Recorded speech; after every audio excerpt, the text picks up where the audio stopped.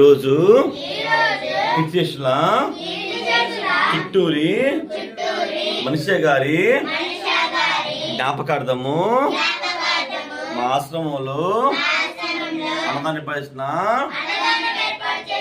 వారి మేనత్త లక్ష్మీదేవి గారికి ధన్యవాదములు. థ్యాంక్ యూ మన తెలుగు సేవా సమితి. థ్యాంక్ యూ లక్ష్మీదేవి గారు. థ్యాంక్ యూ నవీన్ కుమార్ గారు.